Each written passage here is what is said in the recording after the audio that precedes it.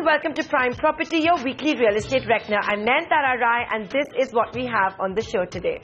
An embarrassed Maharashtra government nixes its own draft development plan for Mumbai, a plan that talked of higher FSI to ensure maximum housing in the maximum city. Devendra Fadnavis is now promising a new plan in 4 months, but till then, we could see Mumbai's property market going into a freeze. We drive down to Nagpur, which France has promised to help build into a smart city. Does Nagpur have the basic building blocks for that? A realty check coming up. Should you invest here? And Bengaluru's second largest builder, Soba, is entering a new business of what it calls affordable housing. Launches apartments for 40 to 70 lakh rupees in the IT capital. An embarrassing week for the Maharashtra government. 25,000. That's right, 25,000 objections to the proposed new development plan for Mumbai has left the state government red-faced. It was a development plan that was unveiled with much fanfare. It was supposed to lead to maximum housing in the maximum city. The government is now promising a new plan in 4 months. What were the issues with the junk plan? What's likely to be changed? What will happen to the real estate space in Mumbai in the interim? Alexander Matthew gets you those answers.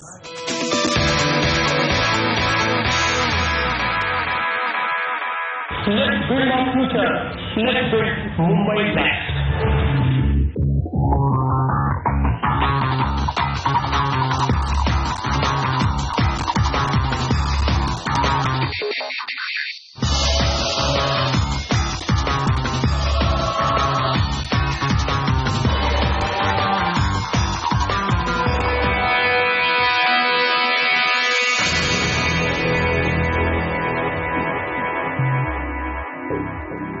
It was launched with much fanfare, and the expectations from the new Maharashtra government were sky high.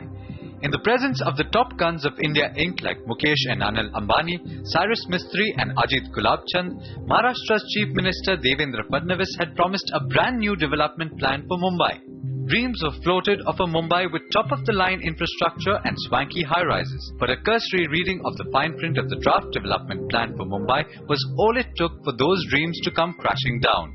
With its back to the wall, the Fadnavis government in Maharashtra had only one realistic recourse.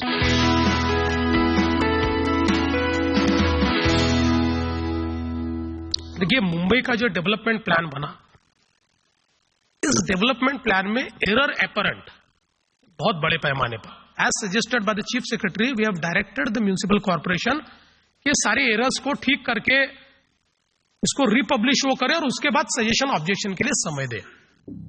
The development plan, which will determine the course the city of Mumbai will take for the next 20 years, was roundly criticized by experts, developers as well as civil society.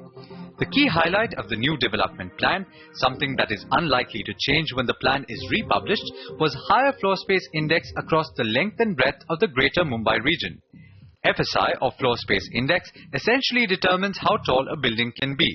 So, for example, with an FSI of 1 on a 5-acre plot of land, a developer can construct a building of the equivalent size. That's around 218,000 square feet. For decades, the BMC restricted the height of buildings in order to keep a tab on its burgeoning population.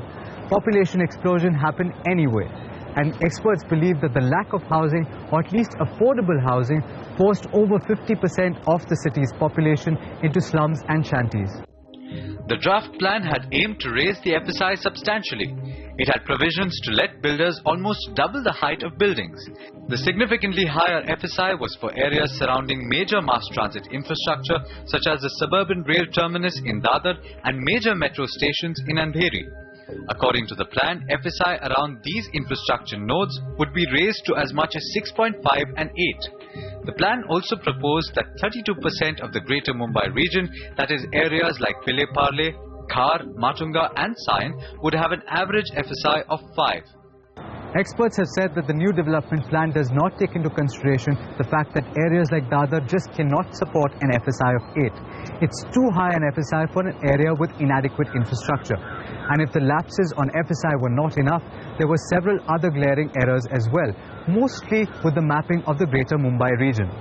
Apart from serious mistakes with the outlining of green areas and open spaces, a lot of the heritage structures in Mumbai were completely absent from the plan. जब हम केवल Google से एक आधा plan तैयार कर लेते हैं, तो एक बड़ी इस प्लान में मजे की बात बताता हूं कि एक बहुत बड़ा काम चल रहा है और उस काम के लिए वहां पर गड्ढा खोदा गया, तो बड़ा गड्ढा था, तो इन्होंने गूगल से उसकी इमेज ले ली, तो इनको लगा वो तालाब है और इसलिए उसको वाटर बॉडी लिख दिया.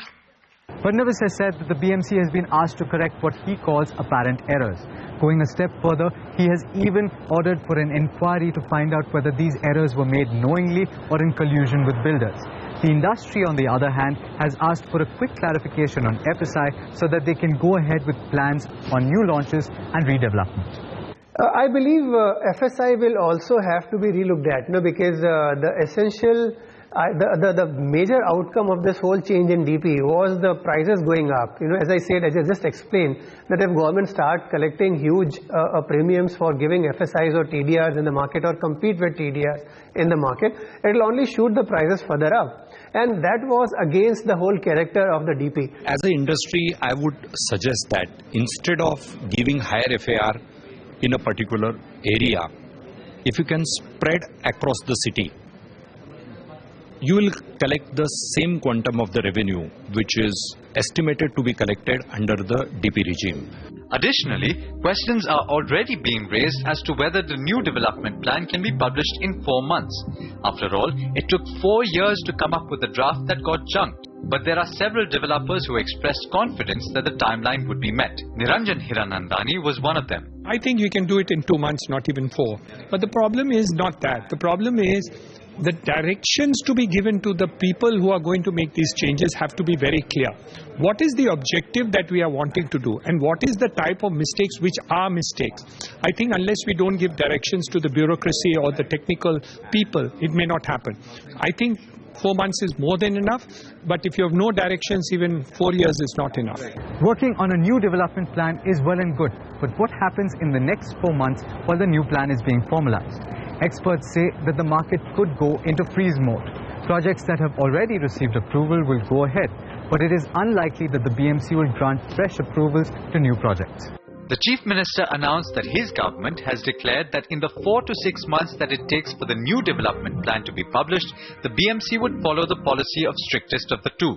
That means that if there are contradictions between the two plans, the outgoing development plan and the draft of the new one, the stricter of the two will be followed. So for example, if a developer has land in an area where development is allowed in the new development plan and which was a reserved area in the old plan, then the building cannot come up. The same will occur if there are differences in the FSI prescribed under the two plans. Given this scenario, especially for new development to start, would be very difficult. So there is going to be a lot of uncertainty. And today, if you're looking at talking to any foreign investors, overseas investors who want to invest in India, who want to invest in Bombay, they are saying till this is not finalized, we would not want to invest. But let's face it, a potential decline in the supply of real estate in the city is not going to change anything. Mumbai's unsold inventory level, as per different consultancies, could take anywhere between 3 to 4 years to sell. And experts are of the opinion that prices are going nowhere. They're especially not getting cheaper anytime soon. The key question is whether the BMC will be able to publish an error-free plan in the next 4 months. We'll keep you posted on all the developments. In the meanwhile, if you have any queries on the Mumbai development plan issue, do write to us on primeproperty@network18online.com. Signing off from Mumbai, Alexander Matthew. And Alex will be back on Prime Property to tell you about the progress made or not made with that new development plan for the maximum city. This week, we also had Akshay Tritiya on 21st of April. We're going to slip into a short break, but leave you with CommonFlow.com's recommendations for the projects that stood out this Akshay Tritiya.